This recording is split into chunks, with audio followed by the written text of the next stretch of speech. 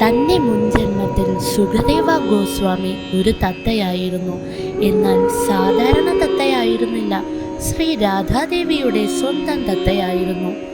അദ്ദേഹം രാധയിൽ നിന്ന് കൃഷ്ണന് സന്ദേശങ്ങൾ കൊണ്ടുപോകാറുണ്ടായിരുന്നു.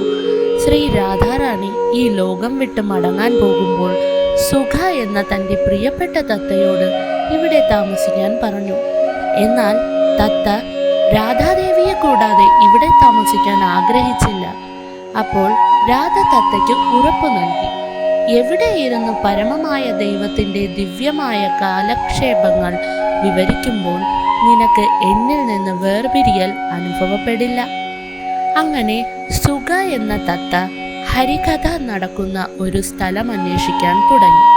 ഒടുവിൽ ശ്രീ പരമശിവനും പാർവതിയും താമസിക്കുന്ന പുണ്യസ്ഥലമായ കൈലാസത്തിലെത്തി. ശിവൻ ആ സമയം പാർവതി ദേവിക്ക് ശ്രീമദ് ഭാഗവതം പാരായണം ചെയ്യുകയായിരുന്നു. ഭഗവാൻ ശിവൻ ഇരിക്കുന്ന വൃക്ഷത്തിന്റെ പച്ച ഇലകൾക്കിടയിൽ തത്ത ഒളിച്ചിരുന്ന് തൻ്റെ പ്രിയപ്പെട്ട യജമാനന്റെ വിനോദം കേൾക്കാൻ തുടങ്ങി. ശിവനാകട്ടെ ശ്രീമദ് ഭാഗവതം പാരായണം ചെയ്യുന്നതിൽ പൂർണ്ണമായും മുഴുകിയിരുന്നു. ഓരോ മിനിറ്റിലും പാർവതി എന്ന് മൂളുന്നുണ്ടായിരുന്നു. എന്നിരുന്നാലും കുറച്ചു സമയത്തിനു ശേഷം ദേവി ഉറങ്ങാൻ പോവുകയും ശബ്ദമുണ്ടാക്കുന്നത് നിർത്തുകയും ചെയ്തു. അപ്പോൾ ഇലകൾക്ക് പിറകിൽ ഒളിച്ചിരുന്ന സുഖത്തത്ത പാർവതി ദേവിയുടെ അതേ രീതിയിൽ ശബ്ദമുണ്ടാക്കാൻ തുടങ്ങി. ശ്രീമദ് ഭാഗവതം അവസാനിക്കാൻ പോകുമ്പോൾ പാർവതി ദേവി ഉണർന്നു. ദേവിക്ക് ഇഷ്ടമായോ എന്നറിയാൻ ശിവൻ ആഗ്രഹിച്ചു. പാർവതി ദേവി ദൈവത്തോട് ക്ഷമ ചോദിക്കുകയും താൻ ഉറങ്ങാൻ പോയത് സമ്മതിക്കുകയും ചെയ്തു.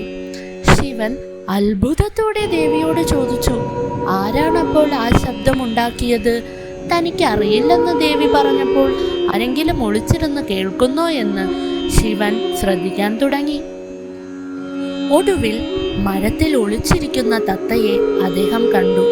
ഈ തത്തയ്ക്ക് ശ്രീമദ് ഭാഗവതം കേൾക്കാൻ യോഗ്യതയില്ലെന്ന് ശിവൻ ചിന്തിക്കാൻ തുടങ്ങി.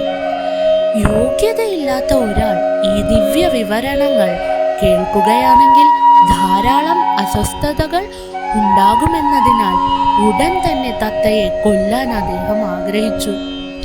ശിവൻ തൻ്റെ ത്രിശൂലമെടുത്ത് തത്തയുടെ അടുത്തേക്ക് ഓടി.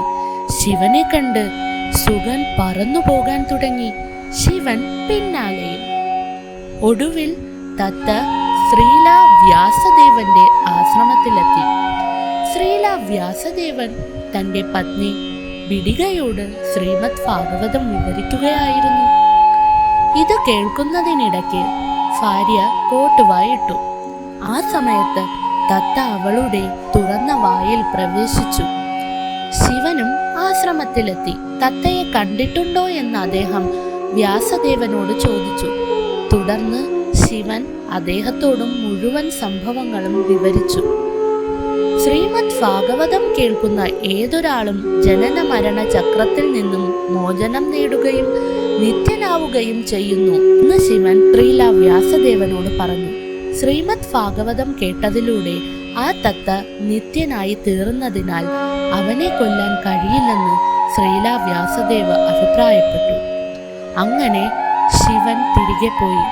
ബിഡികയുടെ ശരീരത്തിനുള്ളിലെ സുഖ എന്ന തത്ത അവളുടെ ഗർഭപാത്രത്തിനുള്ളിൽ ഒരു കുഞ്ഞിന്റെ രൂപം സ്വീകരിച്ചു. എന്നിരുന്നാലും സാധാരണ സമയത്ത് ഗർഭപാത്രത്തിൽ നിന്ന് പുറത്തു വന്നില്ല. 9 മാസത്തിനു പകരം 16 വർഷം അദ്ദേഹം ഗർഭപാത്രത്തിൽ താമസിച്ചു. ഈ ബാലൻ സുഖദേവ ഗോസ്വാമി എന്ന പേരിൽ പ്രശസ്തനായി മഹാരാജ് പരീക്ഷിത്തിനോട് ശ്രീമദ് ഭാഗവതം വിവരിച്ചത് അദ്ദേഹമാണ്.